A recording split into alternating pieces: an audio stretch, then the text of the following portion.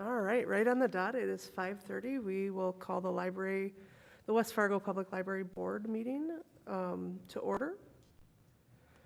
We'll do attendance. Mandy? Here. Here. Tony? Here. Jody? Here. Alana? Here. And I am here. We are all here. Thank you. Next on the agenda, it's approve the order of agenda. I move to approve the order of the agenda. We have a motion. Do we have a second? I'll second. Okay, we have a motion and a second. Any comments? All those in favor say aye. Aye. Opposed, same sign. Approval of the order of the agenda passes. The next part is a consent agenda. We have approval of minutes from last month, approval of financial reports, and approval of library closures for 2022. I'll move to approve. Okay. We have a motion, Second. and we have a second.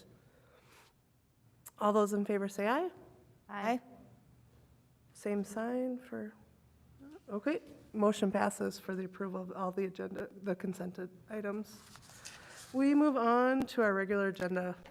The first item of business is the director resignation and appointment of interim director. Hi, Carissa. Hi, good evening. Thanks, Library Board.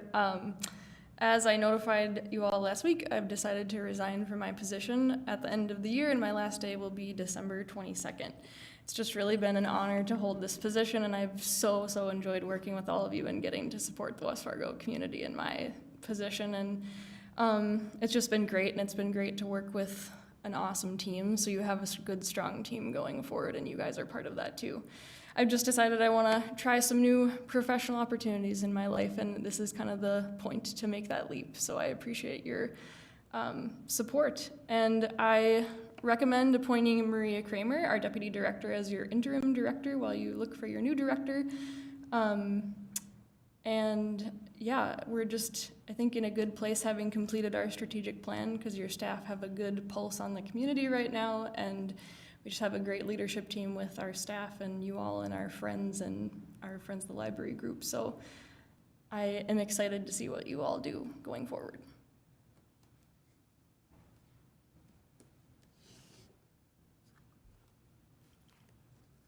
Chris, I want to thank you for your time as director. You've done an excellent job in your short term. You have done brought a lot of benefits to the West Fargo Public Library. Thanks. You should be proud of yourself. Thank you. I appreciate it. Yeah, I would echo those thoughts. I've only been on the board for a few months, but I've enjoyed working with you, and I know the efforts you've put into the library have made it better, and you've made it a better place, so thank you. Thanks. I definitely want to echo those thoughts as well. I had a question about the interim director appointment. Yeah. So Maria has been here since summer. Yep. I was hoping she was here because I was going to ask her this question as well, but do you think that Maria would like, or do you think there would be benefit to having the duties of the director be shared? Maybe have co-interim directors? My opinion would be no. I think that the staff need that clarity of having one person who is at the helm. I think I understand the question, but are you saying like dividing it among staff that are at the library? Is that what you mean? Yeah, so I was asking if Maria would like the help, or if you, from your point of view, do you think it would be better to maybe select an additional manager at the library and share the duties in the interim, so that perhaps maybe she could, do sort of board duties and budget duties, things like that, and have maybe one person do, I don't know, day-to-day staffing issues. That's just an example. If the duties could be divided up like that, that's just an open question for you and Maria. Yeah, I understand better now. Thanks for clarifying. I still would recommend one interim director, and I say that because your other managers, they are core to the operation of the library, and those services can't be stopped for the length of time that you're going to be potentially searching for a director. So my recommendation would be to have Maria serve in the interim role. I was the director and had managers underneath me for a while. I think the way that the board went and getting that position established was absolutely essential. And I think it's totally needed. But it is doable for her to pare it down and focus on, keeping things steady and running internally and working with you guys. I think if you have a manager who you appoint to kind of parse out those duties, core parts of the library would be definitely affected. You know what I mean? They all have their own area and department, so to speak. So I think that would be pretty tough for public-facing services. I think no matter what, she's not going to be doing my job as it was with me doing it, and it won't be her doing her deputy job as it was. It'll kind of have to be a transitionary period with pieces from both, if that makes sense. Yeah. Are there any parts of her job, her current job, that she would have to stop or that she could share with others? Yeah, yeah, and we've been talking about that and figuring out what she can pause or have other people take up the reins on parts of it for sure. Sure. Yeah. Okay. Yep. I have a logistical question, and maybe this is for the board or anybody in the room. But when we appoint an interim director, when does that person take on those responsibilities? Does that happen the day we appoint it? Does it happen the day Carissa leaves her position? Oh, it looks like John's able to answer. Yeah, thank you. I've had this question come up, not so much in the context of library directors, but more in city managers and city administrators. Really, what I suggest is you have a couple options. You could say the interim takes over tonight, which I don't think would be necessarily appropriate. You might want to have a couple weeks of, where the two work together.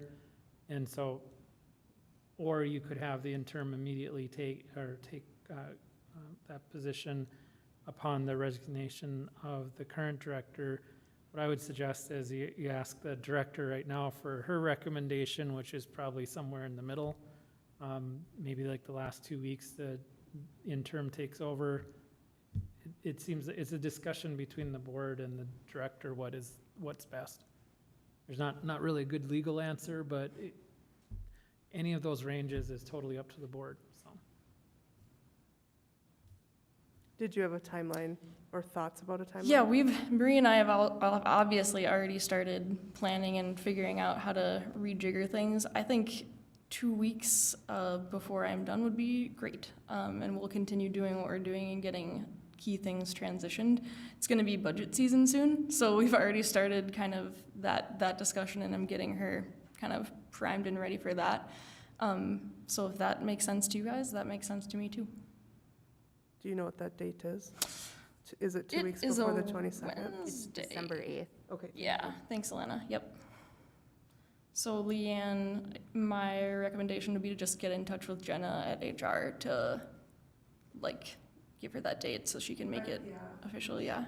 And I have After this, if you I approve haven't it. accepted it yet, but I have a meeting request from HR for next week Cool, to go through, I think, some of these items. awesome. So do you need a motion to? We do need a motion to, I make a motion to appoint Maria, I'm blanking on her last name, as interim director effective December 8th, 2021. Second. all right, we have a motion and a second. Any comments, questions? All those in favor say aye. Aye. Aye. Opposed, same sign. Hearing none, the appointment of the interim director for Maria is approved. Did you need action on your resignation, or are we good with that? Do we need that? It probably wouldn't hurt to Yeah. have a formal motion accepting the Okay. resignation. So we do need action then on the motion to accept Carissa's resignation.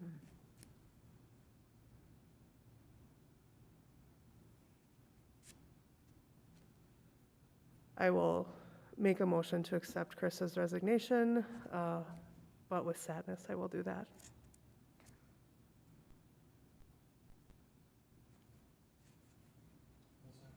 Okay, we have a motion and a second.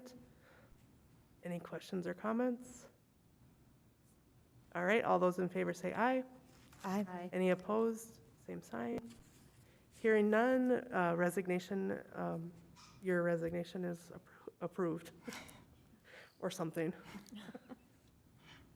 All right, thank you, Carissa, and again, thank you for your time on the library. Thank We've you. appreciated it. Thank you. Next on our agenda, we have approval of revised 2022 cost of living adjustments for library staff. And there is attachment with information. Thanks, Leanne. Yep. So at the November 1st, 2021 City Commission meeting, the commission approved a 4% cost of living adjustment for City of West Fargo employees in 2022. So that was an increase from an originally planned 1% cost of living increase in the overall 2022 city budget, which included the library, of course. So this increase is now being brought to the library board for all of your approval to make that increase for library staff because the library board has authority over the library's finances. And my recommendation is that the library board make this approval. I do think that it's crucial for equitable pay between library staff and other city staff, and it just obviously is a needed support for our employees right now as inflation continues to rise. And our staff are such a great asset. So I definitely recommend your approval. There's a couple considerations, a couple options, which I outlined for you in your memo as well. So a couple of ways you could go about this. Because I'm sure that you all are also thinking about like paying for this and our cash reserve and how does this tie into our budget. So one option could be that the board could seek approval from the city commission for a transfer of funds from other city sources like this fall to cover the anticipated deficit due to the cost of living increase. And with this option, the board could choose to move forward with approval of the 2022 cost of living increase now, or you could defer until you actually obtain approval from the commission if you wanted to turn around quick and go to them and ask for that. The rest of city staff's cost of living increase will be effective at the beginning of the year. Another option, because it is likely, just looking at where our budget is projected to be by the end of the year, that will be underspent in 2021 due to just staff vacancies and other savings, the board could move forward with approval of the increase now, and you could monitor the library's sort of financial position into spring 2022. And depending on where our budget ends up this year and then how we're looking next year, you may not need to do anything. If we are underspent this year, there might not be a draw on our cash balance, in which case the $50,000 or so that we have a deficit with this increase may be fine. You may decide that you're fine with that, or maybe you decide to go request that money later. It's kind of up to you guys how and when and if you want to do that. It's just unknown exactly where we'll land at the end of the year, but just projection-wise where we're going right now, it's looking like we will be pretty substantially underspent. So I think also another thing to keep in mind, why option 2 is probably a safe bet is also you will have vacancy from my position too. So you'll be underspent in salary for sure in 2022, I'm guessing. So, yeah, I guess I will open it up for you guys to discuss and ask questions about any of those options. Here's my opinion. It would be to approve it either way because there is the money to cover it. So you're not putting us, in too much of a hole by approving it either way. But I also think I would go to the city commission for sure and ask, because the worst thing that can happen is they could say no. Mm-hmm. I think there would be a good chance people would think that is a very fair ask, being that it was just approved. I would also do it as soon as possible because it's fresh on everybody's minds right now since it just happened. They just approved it. So that would be my recommendation, is to approve it, ask for something out of the general fund or something as soon as possible. I second Mandy's thoughts. I am hesitant, even though we are going to be underspent, to hang our hat on that. I think that's a really bad idea, and it sets us up for some major roadblocks and tough decisions in the future. I think it sets an unfortunate precedent, too. So I would, I mean, we can continue to discuss, but I think that first option where we, can't remember how you said, but we seek approval I think based it would, on. yeah, it would basically be, you could go to the next commission meeting and ask for the funds to When cover is the it. next commission meeting, Mandy? It's December 3rd, I think, the Oh, I first Monday in December.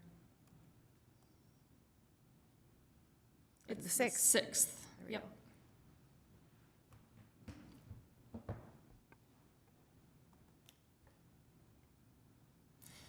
And I can definitely help you all put that request together. I won't be here to present it, but I can compile it and get it ready for you and get the financials and things to form up the ask. Are there other comments, questions?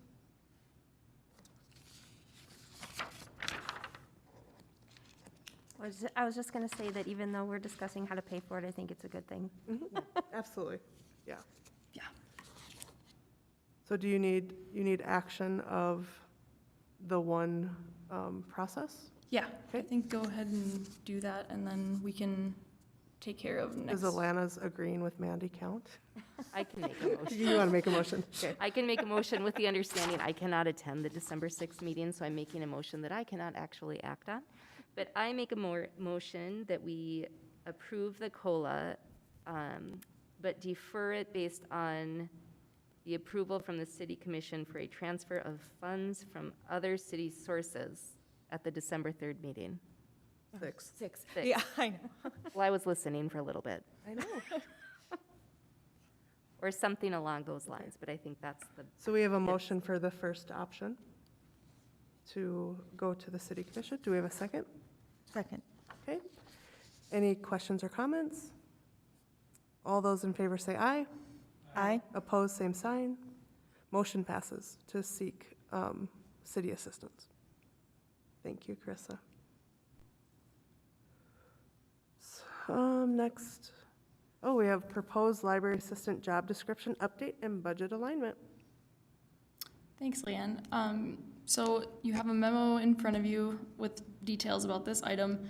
The gist of it is myself and supervisors and HR took a look at our library assistant position description prior to posting for some vacancies this fall in that job class.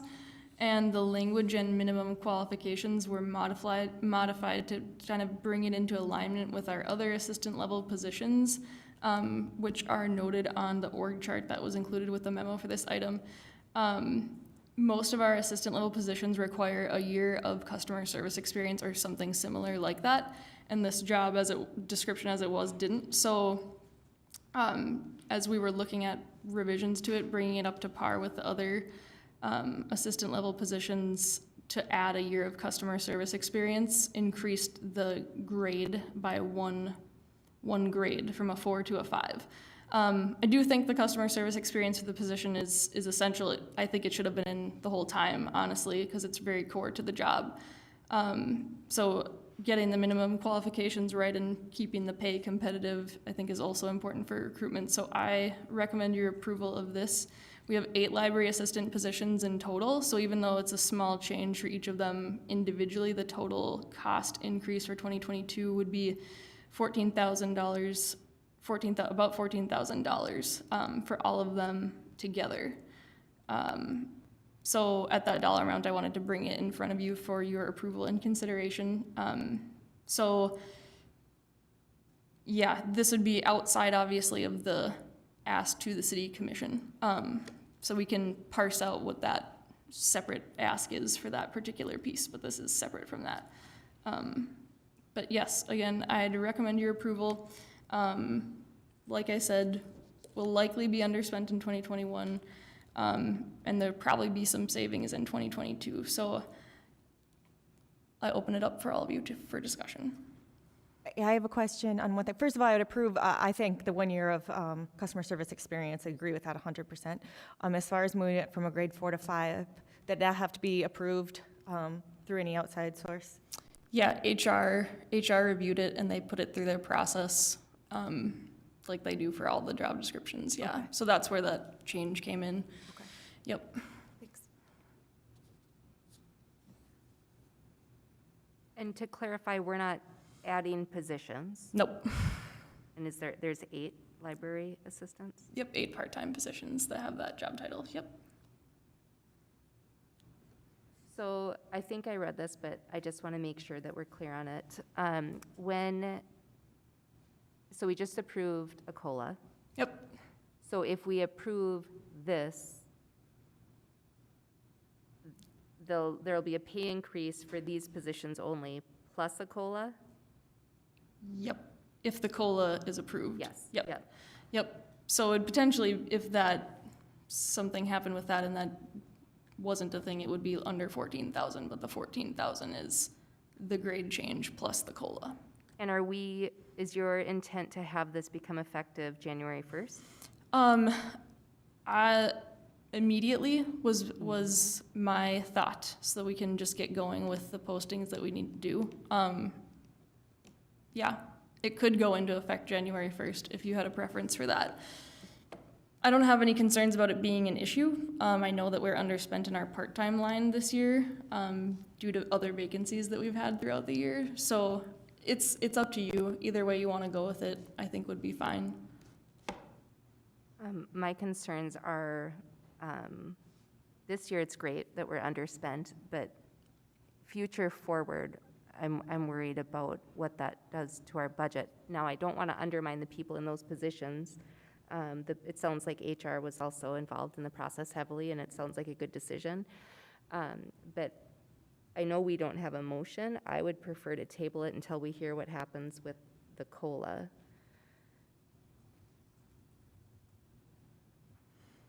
I think that's a valid thought, is to table until after that to see what happens. All right, do you need a motion to table it? Probably I not. don't think so. So we're Yeah. not going to take action on this Yep. item then? Sounds good. Are there any other comments or questions? And then we will revisit it after we present to the board around the COLA. Okay. Okay, thanks, Carissa. Yep. Next agenda item, progress update on building site and facility fundraising.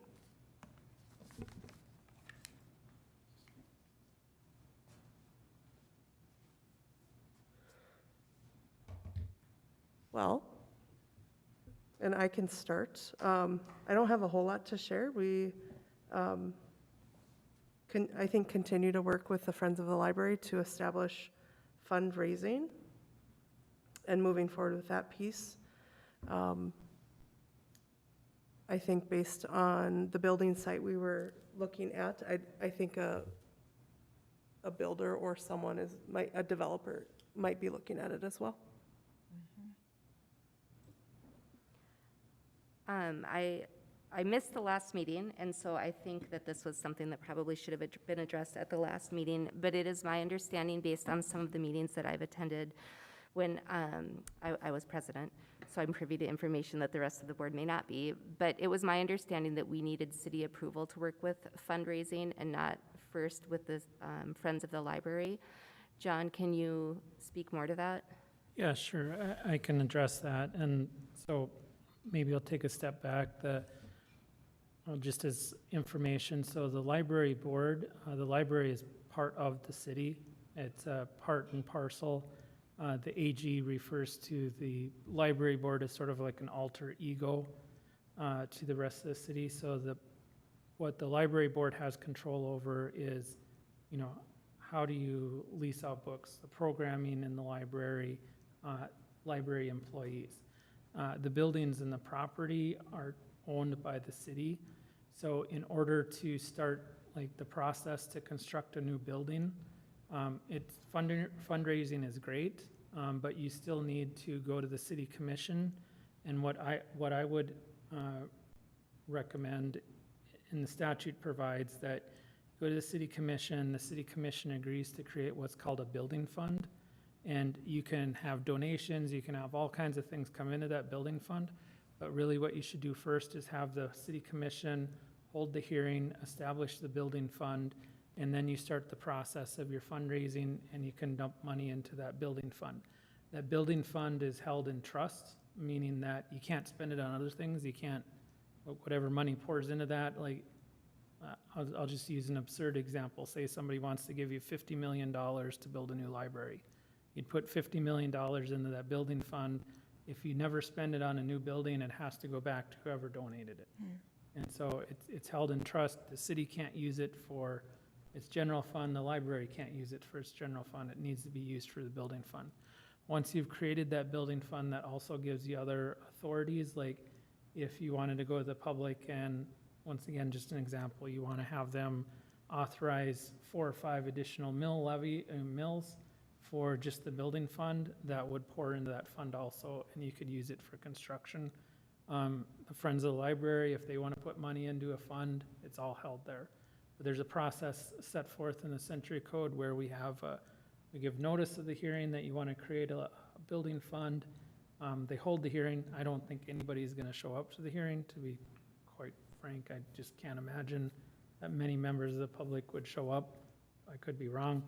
And then the city commission holds a public hearing and closes the public hearing and then votes to create the building fund. And then you're off and running. And ultimately on the construction side, you'll need to work with the city to figure out location. There's also requirements about bidding out buildings. Like, let's say that we get that $50 million donation, which would be great. And I don't know of anybody that's saying that. I'm just using that example. You would still have to publicly bid that out under the statutes. And so the city would help with the bidding, like the engineering department would put together the bid specs, and then you publicly bid it. You have a bid opening. It's all like the library board is involved, gets to review it, but ultimately the city commission has to sign off on it because it's city property, but the library board sort of manages it, if that makes sense. Here's something I think that really needs to happen that hasn't happened yet, is when I talk to the other commissioners, people are kind of all over the place too. And, I know city staff is really, really pushing for a new city hall. I don't know if city commission's going to approve it. And I know we've talked about a collaborative building. I don't know if that's going to happen. So there's a lot of options that's being talked about amongst the commission, amongst the library. I think most people do support the idea of a new library and do want to see that happen, but how that's going to happen is the question. What I would propose that I think we really need to do is we need to get the library board and the city commission to be able to sit down and talk collectively on what's going to happen to be able to move something like this forward so we know what the vision is and what the commission is thinking. The problem is it has to be public, but we can do special meetings and we have done it before in the past. We just have to make sure the public can attend it and the media can be there. But that's really what I would like to see happen, is so that everybody's vision is in the same place to be able to move this forward, because we're not there yet. So I don't know how we can make this meeting happen. I think we just, maybe if Leanne can take the lead on maybe working with Bernie or something and setting up a meeting with all of us. I think that's really the next step we need to do is to be able to move something forward. So that's my thoughts on it anyway. Yeah, you definitely need to work together with the commission to get their approval. So it's sort of like the budgeting process where you come up with a budget, but they have to approve the levy. And so if they say 0 on the levy, then you're in trouble. Same way with the building, like you have the greatest plans in the world and the city commission says, nope, we're not supportive of it. There's nothing you can do. So, having that collaboration with the city commission is really important. And I think that's why the legislature said that at least one member of the library board had to also be a city commissioner, so you'd have that cross collaboration. My question is, at the last meeting, there was a motion made and approved to start a capital fundraising in collaboration with the Friends of the Library. And I assume those conversations have happened, but how do we, as a board, if we've made a mistake, how do we fix that, is my question. Well, I've been thinking about that particular issue. I don't know if it's necessarily a mistake per se. I think it might be a little bit, we should get the fund established, because you can have a fundraising effort, but what happens if somebody donates money? And so to me, the next vital step is to get that fund created, to have the city commission authorize the building fund creation for the new library, whatever we ultimately name, it'd be the 2021 new library fund. Have them approve the creation of that fund after the public hearing, and whatever fundraising efforts you have, you can use that fund as a trust account then. So I don't necessarily know it was a mistake. I just think you need some additional steps in the process to get the library built. I would- Chris, I'm sorry, I was just gonna ask, am I mistaken, didn't we set up one of these kinds of funds already for equipment, or?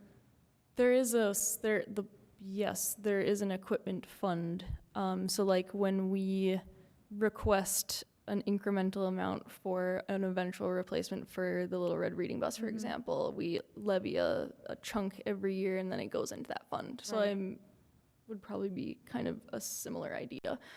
The thing I was just gonna add, which the board should know about too, is when you're working with the Friends, they established some funds through the Ephraim Area Foundation, like many nonprofits do. So they have endowment funds that they established, and they established some special project funds too. So one, for example, is to fundraise for the Little Red Reading Bus. So they have funds established for them to put money away and invest it and work with them. So that's just something you guys should know about. That was a recent thing that they worked on this fall to get going when they started working on the Little Red Reading Bus. So, but yes, all of those same things that John said too. And the statute's very, very clear. You just need a building fund, and it can only be used for the building of a library. And so even if you, in 3 years, decided, oh, we don't want to build a library anymore, whatever money's in there and has to go back, it can't be used for other things. And the statute is very clear. It can't be used for the city general fund, and it can't be used for library general fund. So it's trapped in that account just for a building.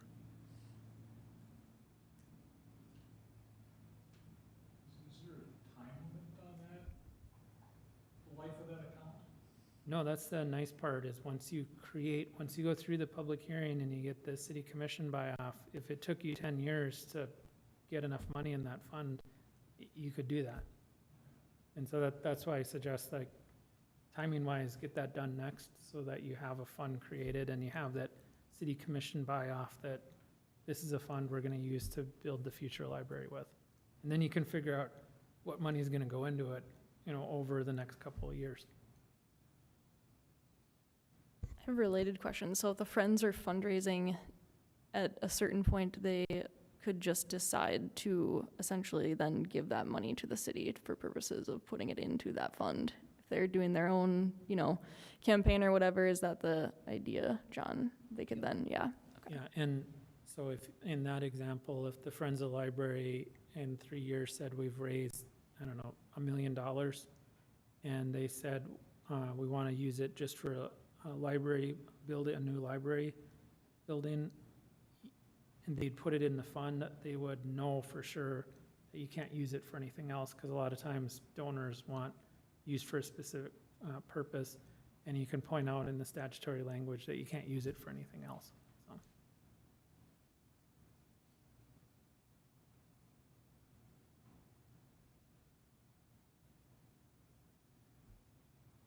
So do we want to move forward then and try and to put together a collaborative meeting with the commission? I think they'd be open to it.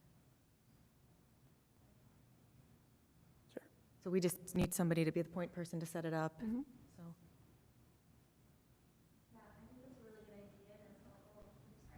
I think that's a really good idea, and it's really helpful to have your insights, Mandy, because I feel like there's been so many starts and stops with this building, and maybe even circles. And so now if we can just get it started and keep it moving forward, I think that'd be really helpful. Mhm. Yeah, and Lisa, I think the support is there. It's just what the vision is that is unclear, so. Yeah. Yeah, so to be able to talk openly about this with all the other commissioners too, I think would be really good, because we haven't been able to do that, of course, either. And I think to do it at a regular commission meeting, it wouldn't do the library justice, because I think this would be a fairly long conversation just by itself, so. So if we're requesting that the library board and the commission meet, do we need an actual motion to start that process or not? I always think that things like that, when you're making a formal, it adds some formality to it, and it sends a message to the commission that, you know, you're serious and you're ready to move forward with it.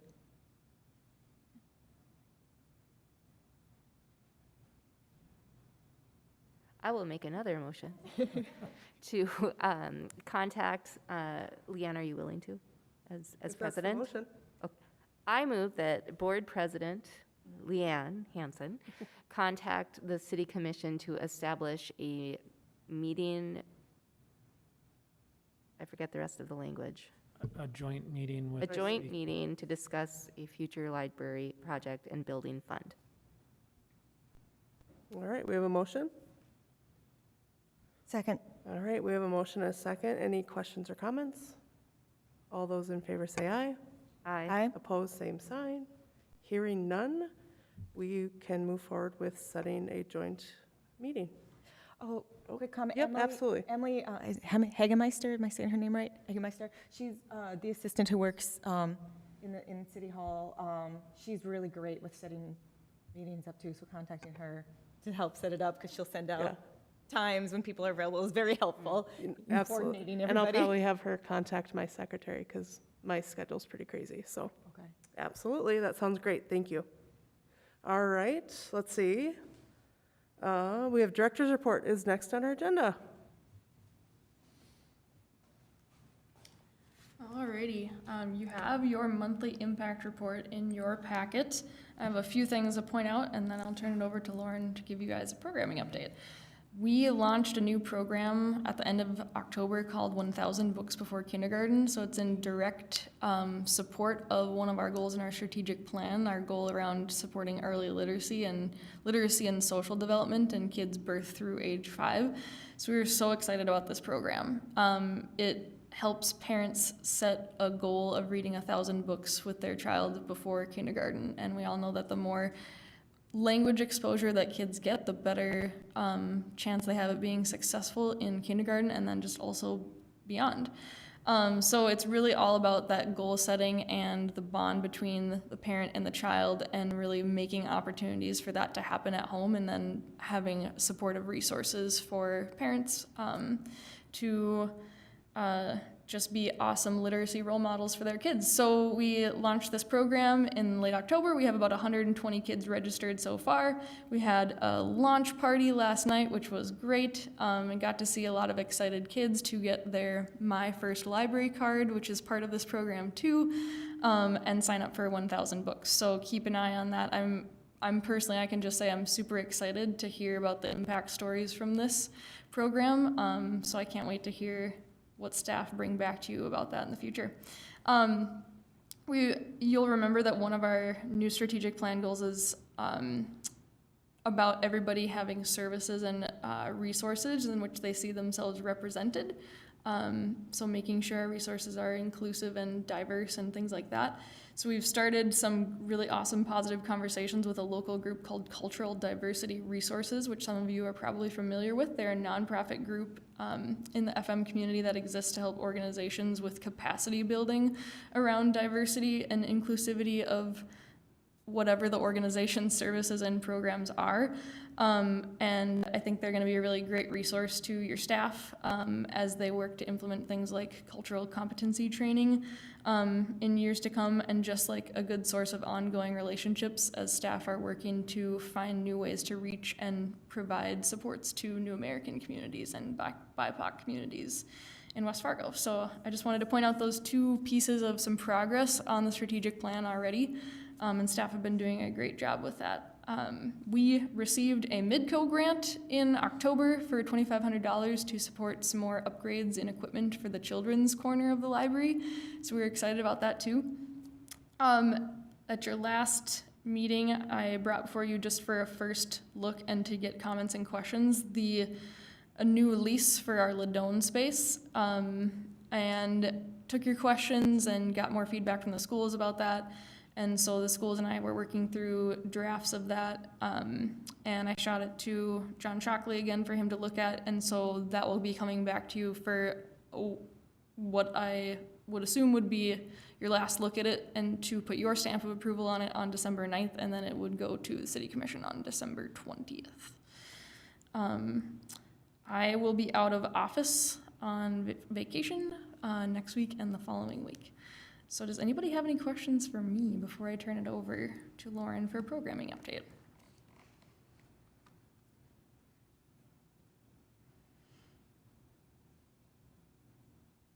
Alrighty, if nothing, you can think on it and still come back to me once she's done.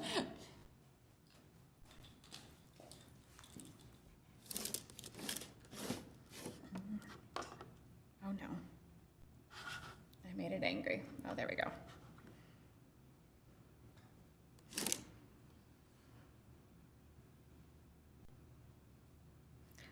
All right. So I have the programming update from October and into the first weeks of November here. So some recent events we had in October, we did a Halloween makeup workshop for teens. So we did some kind of simple, like minimal cost makeup ideas, so like cat face, skeleton face. We also made some fake blood as they wanted to get a little gory with it. So that top left picture there is some of our teens mixing up some fake blood with cornstarch and corn syrup.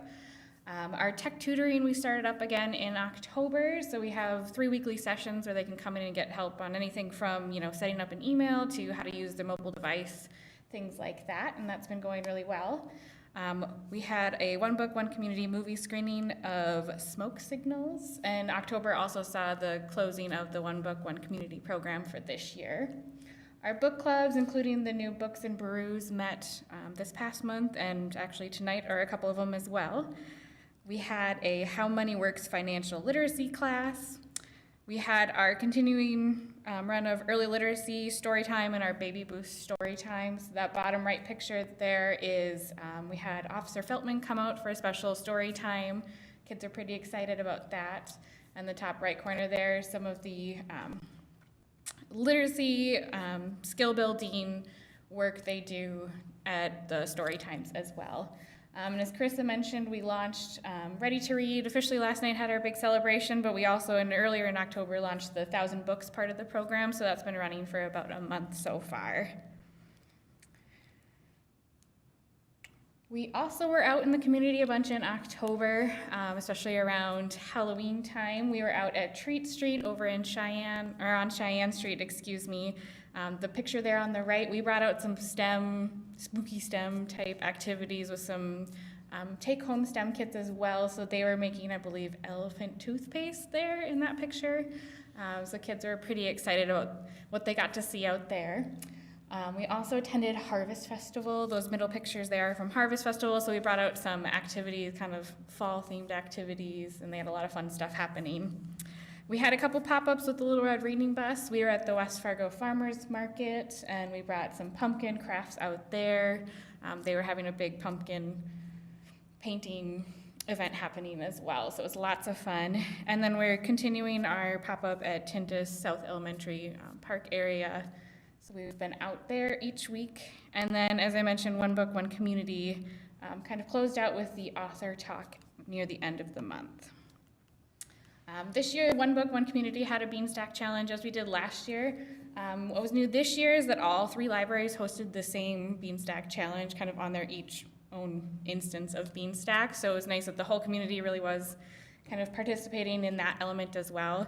Last year, we were the only ones who did it and kind of piloted it a bit for the group. So it was fun to see that grow. We had 51 participants this year, which is a little over double of last year. And we also were able to kind of expand the age range of who was participating in that. So that was wonderful to see. That's really community-wide grouping there. And this year the prizes benefited regional Native American businesses, which was nice to have that connection there as well. We are currently running our middle school kind of fall Beanstack challenges to get the kids excited about getting back to school, continuing that reading. Last year we just did it with Heritage. This year we were able to expand to all 3, which has been awesome. We have 1,175 students registered for the challenge, which was really wonderful to see. Heritage just finished up theirs at the end of the month, but Liberty and Cheney are continuing on through December a little bit, and it's been amazing participation from the students. And the teachers are media specialists are very happy with the participation there. So that's been a nice connection to make with those students as well. And we're kind of looking forward to further connections that way. And Carissa mentioned our launch party yesterday.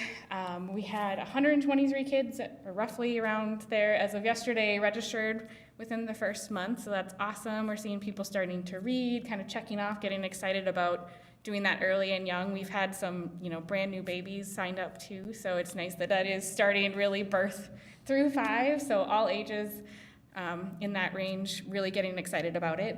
And our My First Library card launched last night, which is a little cute. It's got our little owl friends on there, really fun. They get to sign their name right on the back, have their big name on there. So it's exciting to see the kids get excited about that.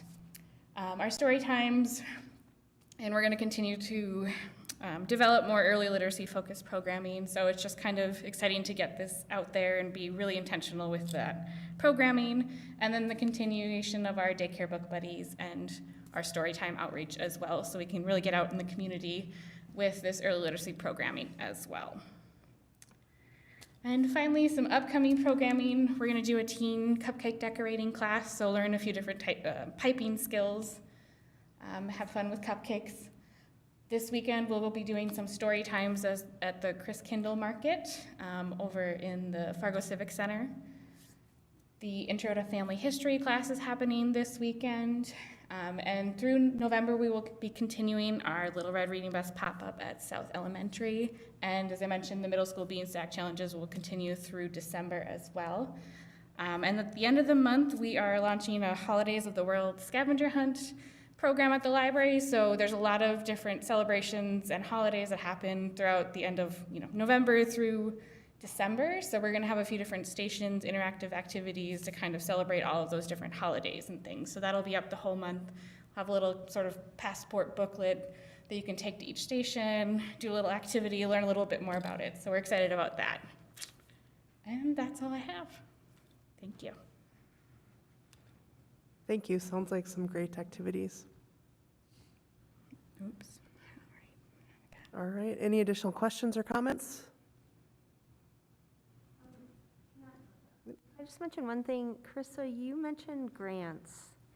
And I have this question, and do we have any ongoing grants that you're this term may not apply to these kinds of grants, but are you the principal investigator for? Do we have to transfer any grants to a different principal person, like provide updates for anything?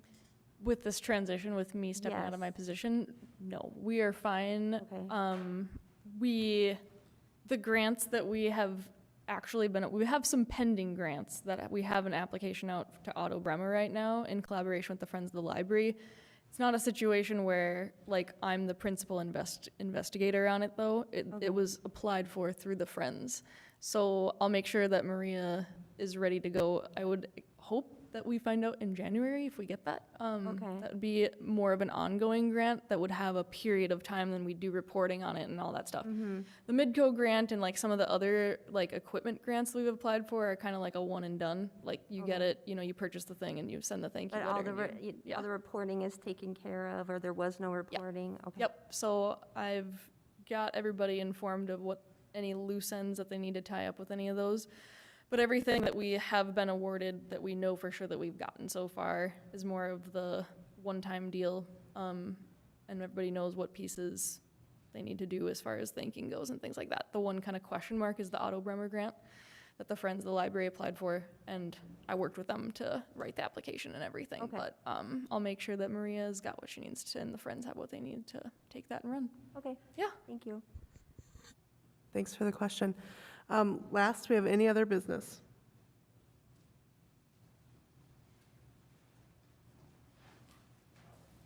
I move to adjourn. We have a motion to adjourn the meeting. And we have a second.